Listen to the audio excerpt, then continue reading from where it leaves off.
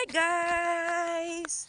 Ayan yung paligid natin, no? Ang ganda, ang daming puno ng niyog. Pwede kayong kumain ng buko. Paano? Pumunta kayo sa Laia, mag-swimming kayo dito sa San Juan, Batangas. Mag-swimming kayo doon sa dagat. Overnight ang gawin ninyo, pero wag kayo doon mag-overnight sa dagat.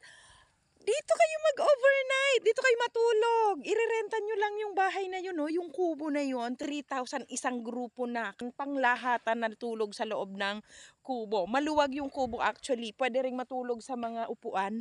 Sa labas ng kwarto, yung parang sa kainan, sa may dining, sa may sala. Pwede. At pwede kayo magluto dito, guys. 1 to sawang luto. Ang gagamitin yung pangluto ay kahoy. Kaya super probinsya feels talaga dito. Hindi mo panghihinayangan yung ibabayad mo na renta sa kubo na 3,000. 3,000 lang, guys. Pero kung sa pitch kayo mag-overnight, per pax yung bibilangin, oo, yes, comfortable naman doon dahil may aircon. Pero mahal, guys. Dito, hindi mo na kailangan ng aircon kasi malamig dito sa farm. Mayroon naman ditong kuryente, wala lang electric pan kasi malamig nga dito.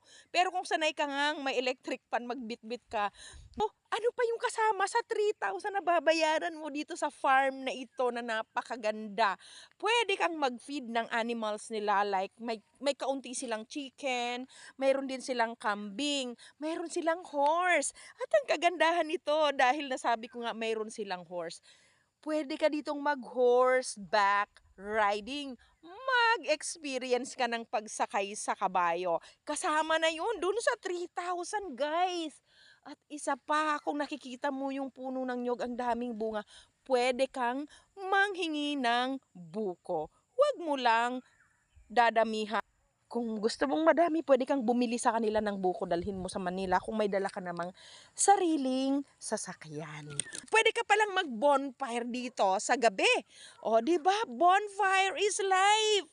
Kung doon sa beach resort ka, o hindi mo masosolo yung beach resort, marami kayo doon, hindi ka makapag-bonfire. Dito, makapag-bonfire kasi mayroon dito area para sa iyong bonfire. Ihaw-ihaw kayo doon ng marshmallow. Diba? Tapos inuman kayo doon sa harapan ng bonfire. Pag pumunta ka dito sa San Juan, 2-in-1 na yung mararanasan mo pag mag-overnight ka. Mayroong beach, mayroong farm experience. So, bahala na kayo kung saan nyo gustong mag-beach, doon sa Laia or somewhere dyan sa may mga beach resort dito sa San Juan. Bahala na kayo doon. Basta kapag mag-overnight kayo, dito kayo mag-overnight para mas makamura kayo sa titirhan ninyo. At may experience kayo ng farm or province. Go na, guys! 3,000 lang!